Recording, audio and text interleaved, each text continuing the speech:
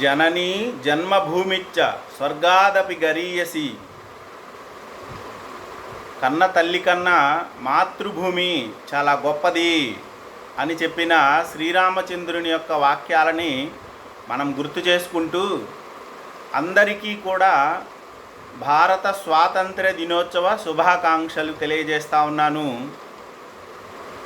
భారతదేశము, ఈ భారత అనే పదానికి ప్రకాశించున్నది, దేనితో? జ్ఞానముతో ప్రకాశించేది అని అర్థం. సూర్య ఉపాసన, సంధ్యావందనం రూపంలో సూర్య ఉపాసన చేసే వారుగా ఈ దేశ ప్రజలు ఉన్నారు కాబట్టి, భరతుడు పరిపాలన చేశాడు కాబట్టి దీనికి భారతదేశము అని పేరు. ఆదౌ సంఘటయేద్ రాష్ట్రం తతః కాంక్షే సమున్నతిం, సంఘశక్తి వినా రాష్ట్రం కుతో స్యాతు సమున్నతి అని సూక్తి ఒకటి ఉన్నది. మొదట దేశములో ఐక్యమత్యాన్ని సాధించాలా, ఆ తరువాతే ఆ దేశం యొక్క అభివృద్ధికి చెందిన కార్యాలు చేసుకోవాలా. ముందు చేయాల్సిన పని ఏమన్నారు?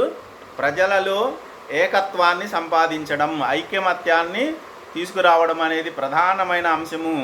మన ఐక్యమత్యమే మనకు అభివృద్ధి, మనకు బలము కూడాను అని చెప్తా ఉన్నారు.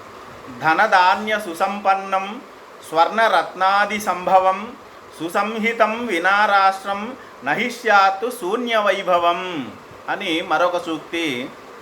ధనము, ధాన్యము, బంగారము, రత్నాలతో కూడిన అనేక సంపదలు మనకి ఎన్నో ఉన్నా సమాజంలో, సంఘంలో ఐకమత్యం లేకపోతే, మనలో మనకు భేదాలు ఉంటే ఇప్పుడు ఈ సంపద అనేది సుసంపన్నం కాదు, పరుల పాలయ్యే అవకాశం ఉంటుంది అని చెప్పేసి దేశ ప్రజల యొక్క ఐక్యమత్యం ప్రధానంగా ఉండాల్సింది అని చెప్పి, ఎంత సంపదలున్నా ఐకమత్యం లేకపోతే ప్రయోజనం లేదు అంటున్నారు.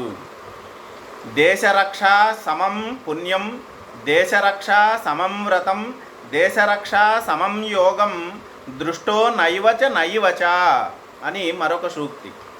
దేశ రక్షణతో సమానమైన పుణ్యము లేదు, దేశ రక్షణతో సమానమైన వ్రతము లేదు, దేశ రక్షణతో సమానమైన యజ్ఞము లేదు, యోగము లేదు, మరెక్కడ చూసినా అని దేశ రక్షణే సర్వోన్నతమైన కార్యము. మంచి పని ఏదైనా ఉంది అంటే అది దేశ రక్షణ అని ఈ సూక్తిలో మనకు తెలియజేస్తూ ఉన్నారు. తదుపరి సామర్థ్యమూలం స్వాతంత్ర్యం, శ్రమమూలం వైభవం, న్యాయమూలం సురాజ్యం స్యాతు, సంఘమూలం మహాబలం అన్నారు. సమాజంలో సంఘబలం లేకపోతే ఎంత సంపదలున్నా బలహీనులు అవుతాం మనము. ఇక్కడ చెప్తా ఉన్నారు, మనలో ఉండే సామర్థ్యాన్ని బట్టి మనకు స్వాతంత్ర్యం ఉంటుంది. మనం చేయగలిగిన పరిశ్రమను బట్టి, మన తెలివితేటలను బట్టి మన సంపద సముపార్జన అనేది ఉంటుంది. న్యాయం అనేది 4 పాదాలతో, లేదా ధర్మం 4 పాదాల నడిచినప్పుడు ఆ రాజ్యం సుభిక్షంగా ఉంటుంది అని చెప్తూ, ఇంత ఉన్న సంఘంలో ఐకమత్యం లేకపోతే ఇవన్నీ వృధా అంటారు.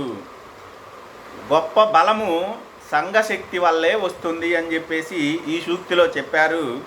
సంగచ్చధ్వం సంవదధ్వం సంవో మనాంసి జానతాం, దేవభాగం యథాపూర్వే సంజానానా ఉపాసతే అని ఋగ్వేద సూక్తం తెలియజేస్తూ ఉంది. సంవనన సూక్తము లేదా సమ్మనస్య సూక్తము. ఈ సూక్తము అధర్వణ వేదంలో కూడా మనకి కనిపిస్తూ ఉంటుంది. ఇక్కడ ఏం చెప్తున్నారంటే, మనమందరం కలిసి నడుద్దాము, మనమందరం కలిసి మాట్లాడుకుందాము, మనమందరము కూడా మన మనస్సులను ఒక్కటిగా చేసుకుందాము, ఇలా చేస్తేనే మన పూర్వులు దేవతలయ్యారు అని ఆ ఋగ్వేద వాక్యము, అధర్వణ వేద వాక్యం మనకు తెలియజేస్తూ ఉంది. కాబట్టి సమాజంలో ఐకమత్యాన్ని సాధించటం అనేది అత్యంత ముఖ్యమైన విశేషంగా మనకు తెలుస్తూ ఉంది. ప్రస్తుత కాలంలో బంగ్లాదేశ్లో జరుగుతూ ఉన్న అంశాలను మనం పరిశీలన చేసినప్పుడు, మన బలం తగ్గితే వేరే వాళ్ళు మనల్ని అణగదొక్కటానికి ప్రయత్నం చేస్తారు. కాబట్టి మనలో మనకు భేదాభిప్రాయాలు లేకుండా చూసుకొని మనలో ఐక్యమత్యాన్ని సాధించటం అనేది ప్రధాన కర్తవ్యంగా తెలియవస్తోంది.